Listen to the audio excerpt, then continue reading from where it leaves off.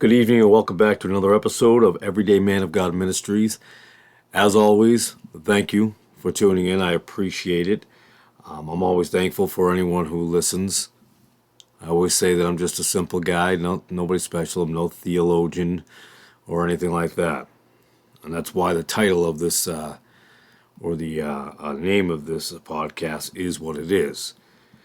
I will say this in the future that I don't know that I will be putting titles on my podcast because sometimes I feel the Lord leads me in different directions. Sometimes I think I'm going to do one thing and then I'm going to do another, and then I feel like I have to do that one thing. So from now on, I will be doing the podcast on anything and everything. There will be some podcasts that will definitely be dedicated to a particular subject, whether it be discipleship or whatever it may be. But tonight, I'm going to jump on the bandwagon that everybody is on, and that's talking about Ukraine and Russia. I'm going to look at it a little bit differently. Many people are concerned. They are worried. They are beside themselves of what's going on.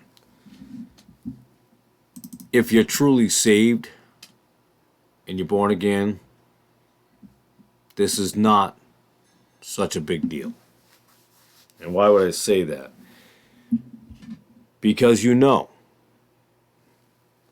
Russia and China and the rest of it, we're talking about Gog and Magog, and then the North was coming down. Now, it's not going to happen yet.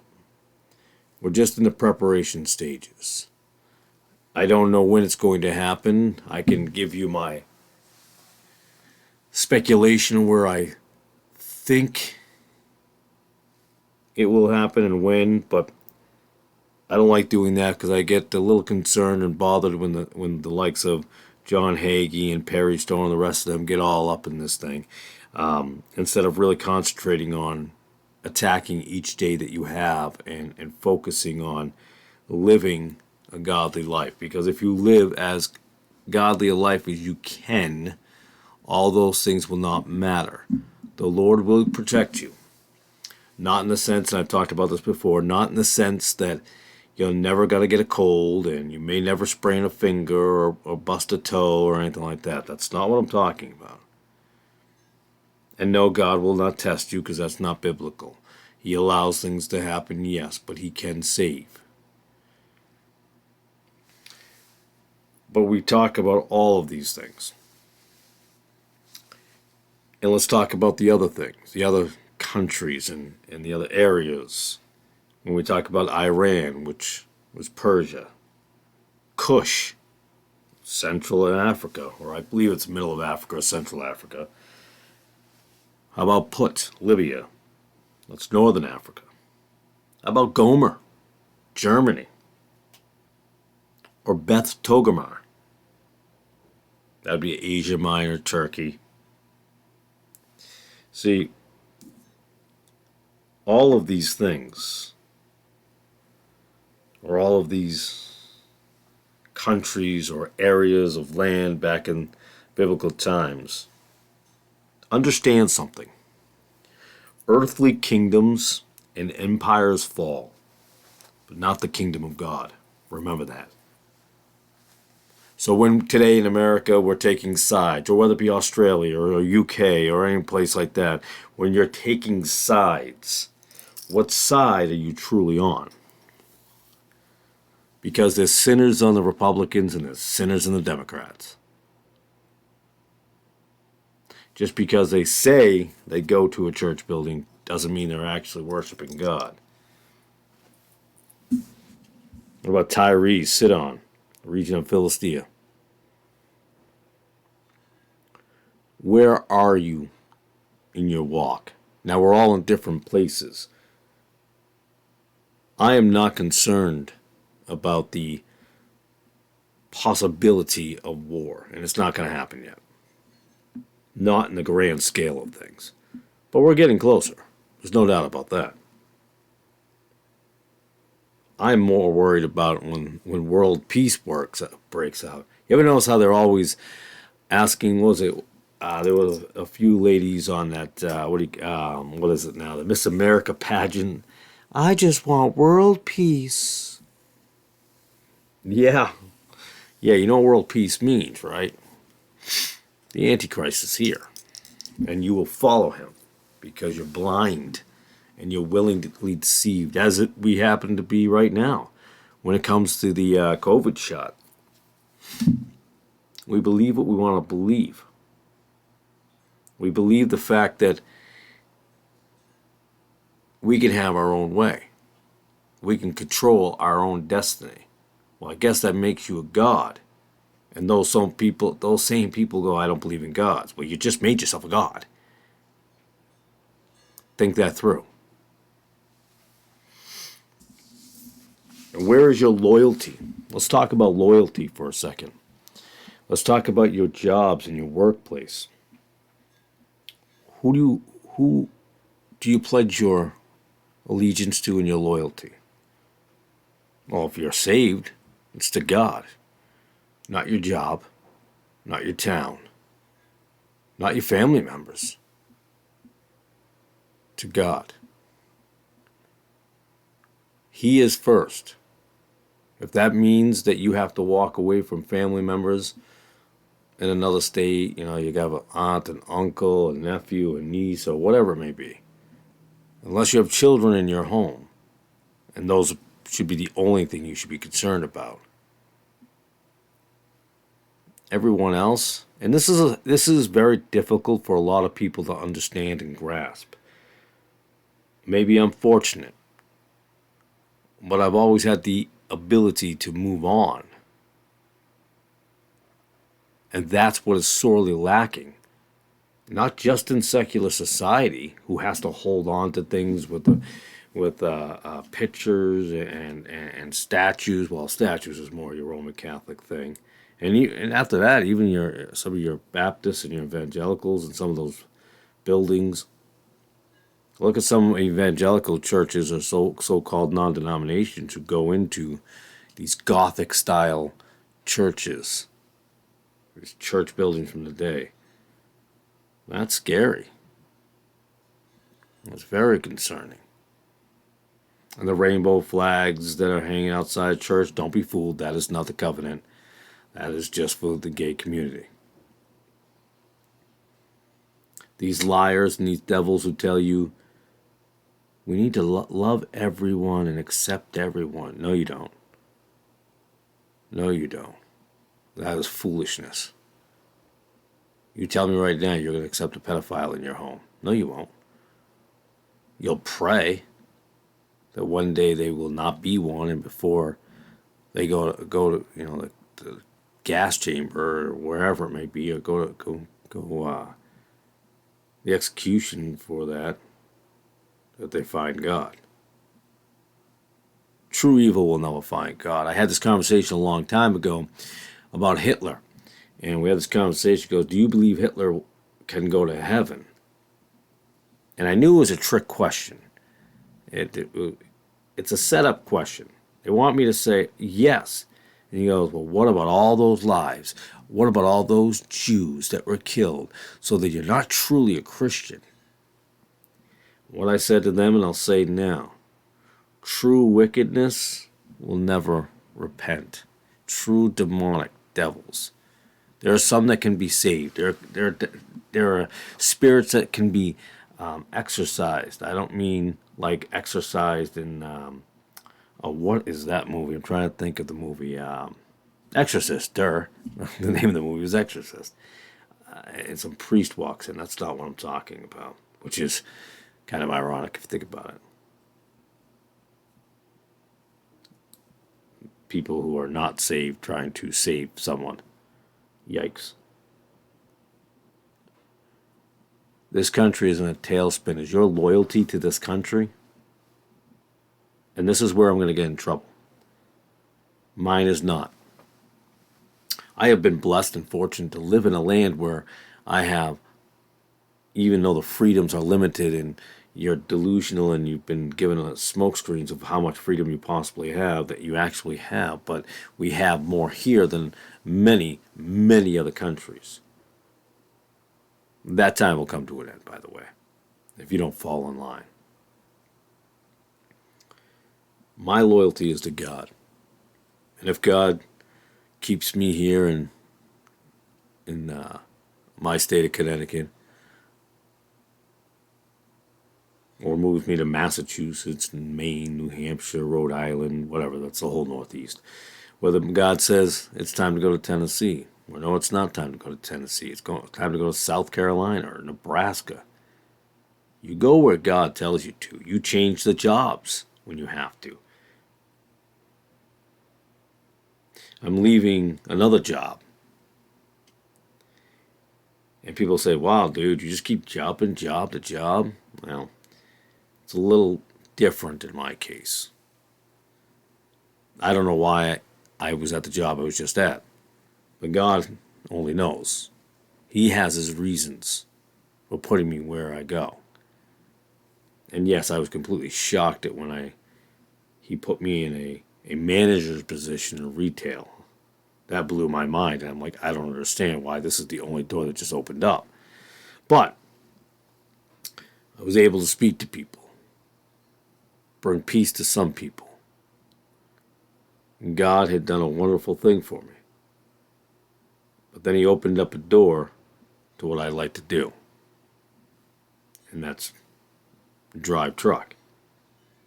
And no, I am not getting a shot. I won't be doing that anytime soon. The only shot I plan on getting is getting shot. That's pretty much it. I want to now talk about healthcare systems. I was just reading today. Actually, before I get to the healthcare system, I was reading another article. Where is it over here? It was about Bill Gates. This came across. And when I say read it, I saw the caption. I didn't have to read it. There's absolutely no reason for me to read the article. But Bill Gates had said in a particular article, COVID risks have dramatically reduced, but another pandemic is coming. All you don't say. The Bible says that too, just so you know. The Bible didn't mention it was man-made, but yeah, it's man-made. So how does this man know? Very interesting. And at the same time, the healthcare systems are consolidating. And it hit me today. What a way to get everybody into one system. Let's try to demolish the smaller hospitals, the smaller clinics. Much like, think about it this way. The healthcare system today, the large hospitals that run all these different areas, are very much like Walmart. Remember, Walmart put out all the mom and pop businesses. They couldn't survive. They couldn't compete. The prices that they were charging, they had to charge higher. Their overhead, the property tax, they just couldn't do it. They didn't have the corporate backings. Well, the healthcare systems are now the same way. Streamline you into those systems. So when you have a corporation who owns 3 hospitals and they buy 3 more, it's like Walmart, same thing. Different names, but the same thing. They're in the same system. They are going to streamline you into all these different areas. They're going to get you.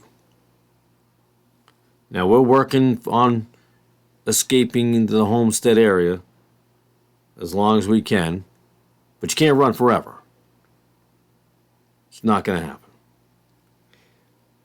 So I'll face the persecution. No, I'm not trying to be a martyr, but I know what my duty is. And I will stand up when I have to stand up. And I will remain silent when I need to remain silent. And when it's time to speak, I will ask the Lord for the right words to say. So it kind of used that, whatever that woman's name is in the White House, I think Jen Psaki. We're going to circle back now.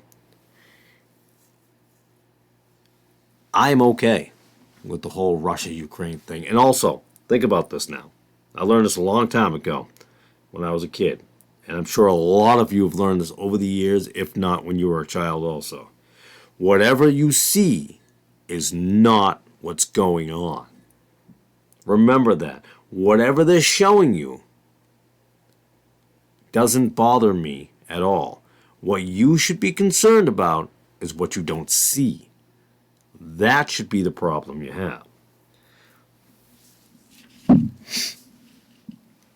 Remember, there was no right and left, unless you want to start talking about the Philistines and the Sadducees and the Pharisees and this and that and the other. Jesus was the mediator, wasn't he? What does that mean? That's the middle, man. You got to go through him. There's no right. There's no left. There is no Jew. There is no Gentile. The only way out of all of this is the Lord. And if you have the Lord on your side, none of these things you should fear.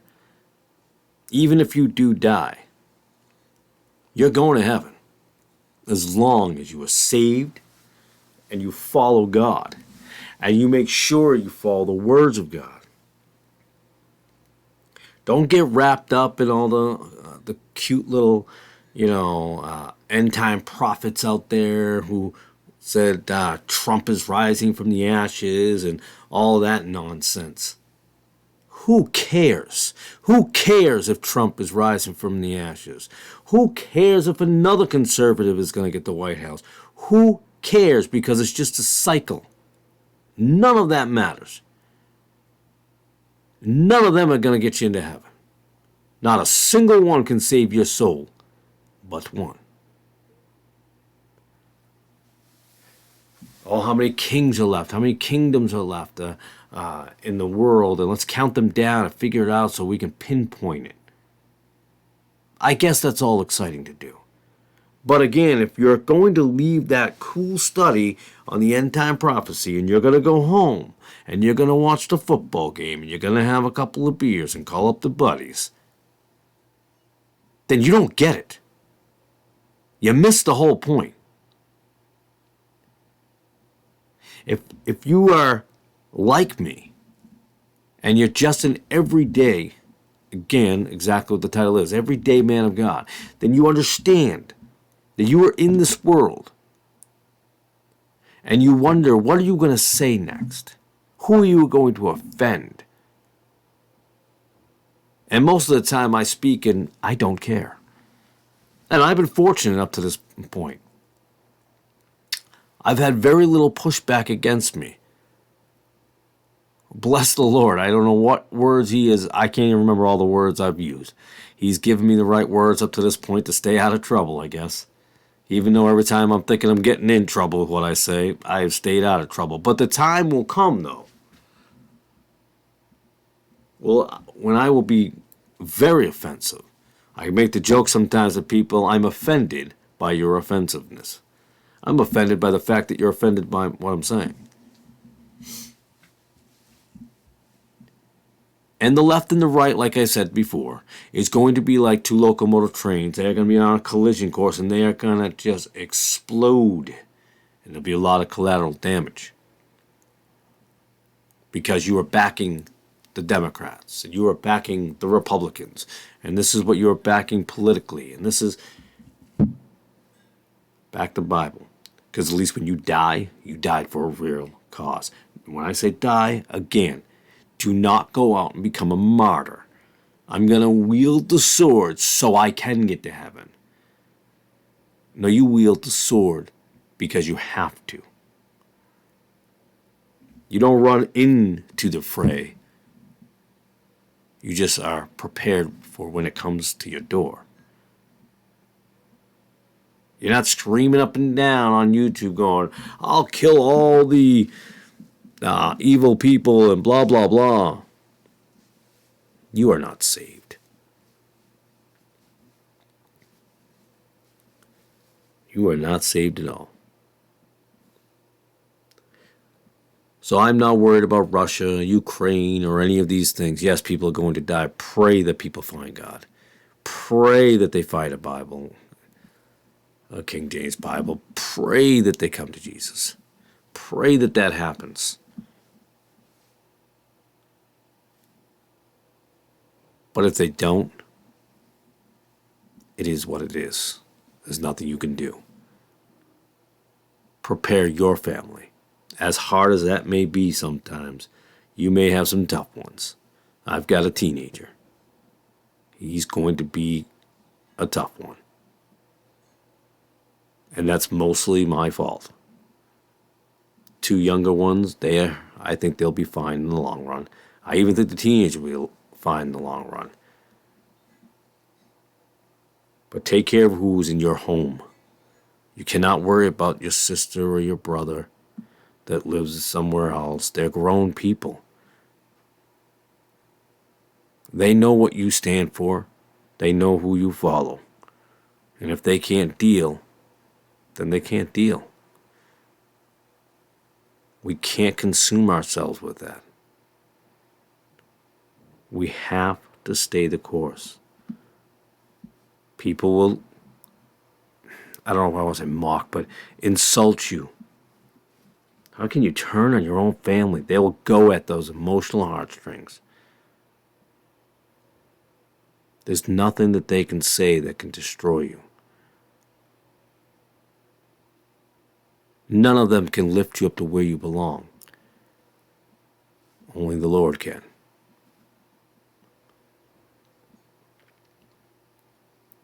And guys, it's okay to look at a Mustang or a Camaro. Not saying you can't. Cool looking car. But don't consume yourself with it.